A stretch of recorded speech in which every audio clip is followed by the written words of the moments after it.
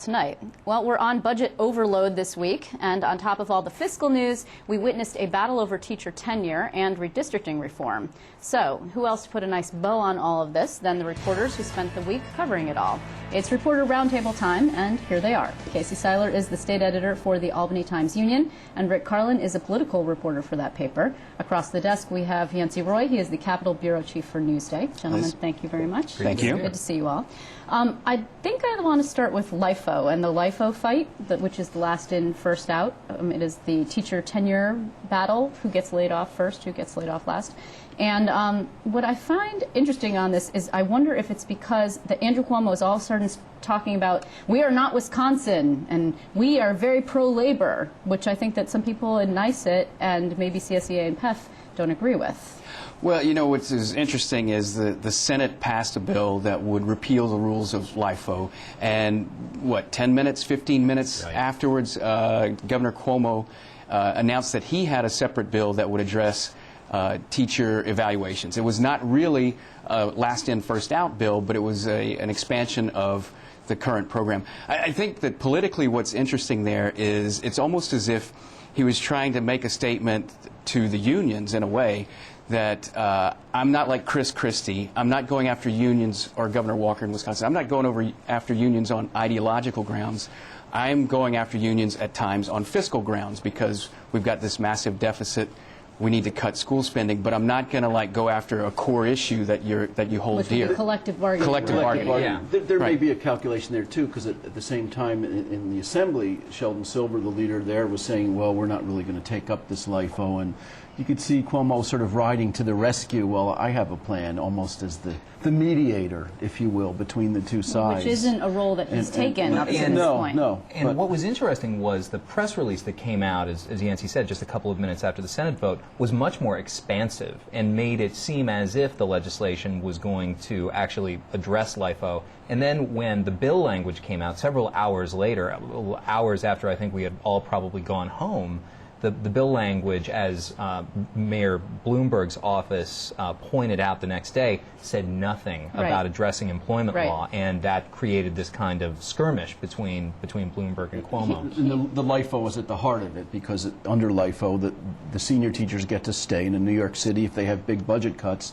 they say they're going to have to lay off all these bright, shiny, eager new teachers at the expense of some of the older teachers who may be a little not so good anymore. The thing is, though, from the negotiating standpoint that I don't understand, Scott Walker in Wisconsin started here, right? He started with collective bargaining. Now all of the unions are saying, don't touch collective bargaining, but we'll agree to furloughs, we'll agree to wage concessions, we'll agree to, I mean, I'm not following Wisconsin the way that we're following it all here in New York, but usually when you negotiate, you put out something on the table that is absolutely not palatable. But the governor this week talked about layoffs. Once again, he raised the specter of 9,800 layoffs. I know, but if he doesn't get what he wants. Blazer, but if you start out and say collective bargaining and then it scares everybody, maybe they'll be more amenable to agreeing to things that... It's the difference between an ideologue, which it appears Walker is, and a pragmatic politician, which Christie seems to be more of, and certainly Governor Cuomo is.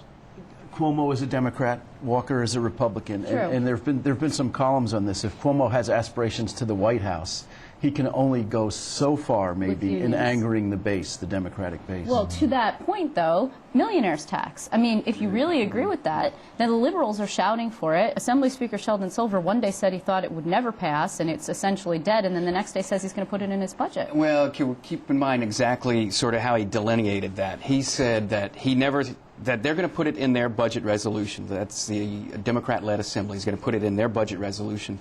But he's acknowledging that his chances of convincing the Republican-controlled Senate and Governor Cuomo to go along with it are almost nil. So it's almost as though, you know, it's for their statement of their principles. They're going to put this in their budget.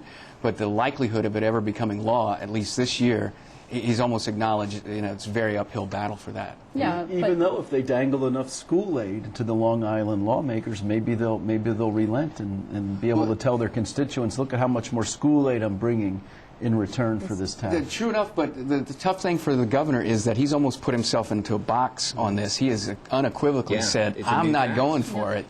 So how in the world does he eventually go for it? Even if everyone calls it millionaire's tax for shorthand, it kicks in if someone's making $200,000 or more a year. They're talking about raising thresholds, more than double that. Even if you raise those thresholds, how do you tell people that you didn't go for a new tax if you're the governor? And if you raise the thresholds, you have to increase the percentage. In other words, if you start at $200,000 now for an individual, $300,000 for a couple, in order to get the $4 billion to $5 billion in revenue, you have to, but you're starting at $500, you have to raise it up past 7% if you're going to get the same amount of revenue that you're expecting to get now. So it's more painful for the people Well, who are ostensibly paying it, those people can but they have afford money it. to Yeah, begin they with. can bear under it. But a lot of those people are members of Yeah. the Committee to Save New York, presumably. Yes. So they would. That's kind of Cuomo's bread and butter, at Right. least Well, in terms of vocal support. but you're right now. seeing those cracks. I mean, we've talked about it on the show this week. I think everybody here has written about it in some way, shape, or form, which is the protests at the Capitol. protests, yeah. People got arrested. They were shouting about the millionaires tax. You saw the letters that were smacked down quick. I was surprised by how fast they came after. You're talking about Common Council members. I mean, these people can't even vote on the budget. Why are you pushing down on their dissents so quickly? That's part of the Democratic machine in New York State, though. These are the people, this is the farm team. They come up through the ranks, and they do get out the vote efforts during election time. So you can't afford to totally ignore these local politicians. And it was interesting that Cuomo's that the "We're Not Wisconsin" statement came out, I think, only a day after a very vocal protest at the Capitol. Rick was actually right in the middle of it with his cell phone camera taking pictures of it.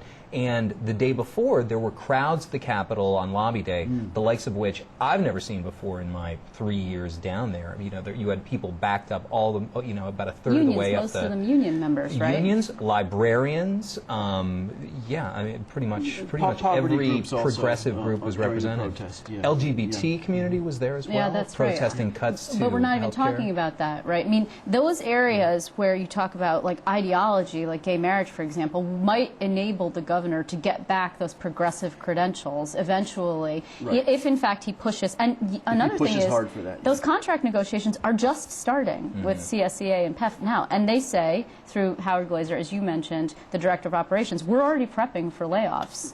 That the planning, that we're getting ready for the planning to begin essentially on April 1st. Which is when the contract expires. Yeah. Right. Right. Do you think that how important in the sort of ranking things for your guys on Long Island, it's all education aid all the time. How far are they willing to go? Well, I think I think that the Republican caucus has made clear that they have a couple of priorities. One is getting a tax cap passed, which is kind of stalled and off to the side right now, and then another is getting a budget that protects school shares, the traditional breakdown of percentage of shares, not whether you have an increase or a decrease this year, but whatever happens, Long Island gets its customary share of it.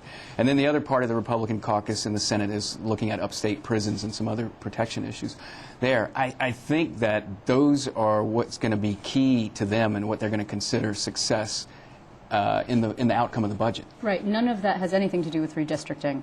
Zero. Which is why the Republicans probably will get away with their backtracking You think on they this. will? I think you so. think they Yeah. will? You think they will too, right? Everybody thinks they will. Well, Because the voters don't redistricting, care. the redrawing of district lines for elections, I mean, it's sort of like an important game. It's inside the Capitol, it's very important. But it's really hard to find any poll that says it registers with the general public at all. I would say even less so than ethics, which is another thing that people say, well, people don't vote on ethics reform and that kind of thing. But the thing about this issue is that neither party has the moral high ground. It is an issue that kind of cuts both ways, almost like a reciprocating saw, you could say. Did you see? Not only do they have the high ground, but nobody trusts each other on this issue whatsoever. Governor, Everyone's reneging on their promises. I mean, why should you trust anyone? well, if someone comes out with a plan, Democrat, governor, whatever, Republican, no one trusts, everyone's idea of a nonpartisan commission. It doesn't, no one else will buy into it from the other side. It's like there's very hard to get any kind of agreement on it. Well, but also, did you see there was a story in Politico yesterday, I think it was yesterday in the last 24 hours at any rate, that this is when members of Congress hire lobbyists to represent their interests. And now we have two of them at least. We've got Crowley from Queens has Brian Mara, who is very tight with the Assembly Democrats, incredibly very close to silver. And then I believe we have, I think it's Higgins has hired Pat Lynch, also close to the Assembly Democrats. So that means that basically those congressmen are already giving up on the idea of an independent panel kind of stepping forward to handle this. Yeah, clearly. So, and Well, that's they're probably smart covering their money at this tracks. point. And to be protect honest, their as much as bases, I yeah. love Ed Koch, and I really do, and he's a very great interview and completely amusing, but do you really think that anybody from upstate cares when he points and says "liar, liar, pants on fire"? I mean, does that Well, that's the problem. resonate? Is people they're worried about their taxes, they're worried about jobs, they're worried about their schools. Redistricting is a little bit complicated and arcane to understand. I think a couple weeks ago we talked about the swing, where you can manipulate the Yeah. number of people in the districts. It's not headline stuff. It's not clear good guy, bad guy. They're all bad guys when it comes to redistricting. They're all self-serving, and maybe there's a cynicism on the part of the public too that just assumes they're trying to game the system. You've got the Democrats putting John Sampson up, he was directly behind Koch at the press conference. And John Sampson is a guy who, in the 2 years, or year and a half, that he was in the majority in the Senate, never allowed a redistricting bill to get to the floor. Right. Dave Valesky's bill, for example. If I were the Democrats, I would put Mike Gianaris, Yeah. who is Well, they the have only put guy him with up there. absolute moral high ground, maybe Dave Valesky as well. Yeah, well, they can't do Dave Valesky anymore because he left their Of course, he's conference. in- Now in- he's in in the the independent. independent Democratic conference, I right. don't want to run out of time before I just do mention two things. First of all, the mandate report that sort of fizzled, which is a little bit, I don't know what quite to make of that. Do we believe that it's going to come around, that there will be mandate relief? Because that brings us back to the property tax cap. So many people have sat at this table with me and said, if we don't get mandate relief, the property tax cap is going to kill us. Well, what it seems to signal by the lack of meaty details in mandate relief is maybe all of that is post-budget. Maybe the tax cap is later in the session, June, and maybe there's more to come on mandate relief. But it almost seemed to signal that any talk of teaming up mandate relief with a tax cap, we're just going to not do that right now. Well, the governor said as much earlier And on the in the Assembly session, but Democrats have not said so that, too. surprising, I Yeah. guess. You look at the difference between the Medicaid relief team, where everything's kind of been like this, and we're going to get it done quickly, we're going to put it into bill language, and it's Yeah, going to be too ready quickly. to go. Some people were quite upset about how quickly it went. Right, exactly. It could be that Cuomo just has his own private list of priorities, and he realizes he can only juggle so many balls at one time, and some of the things might just fall off the Well, table. he's been quite deft, that's for sure. Yeah, but he has so far, but there's a point where, as we approach the budget deadline, maybe you just have to jettison some things for now. For now. So Yeah. next week is going to be equally crazy. I hope I see some of you guys back here if we all live through another week. I want to thank you all, Yancey Roy. Thank you, Thanks. Casey Seiler and Rick Carlin. Thanks very much for joining me.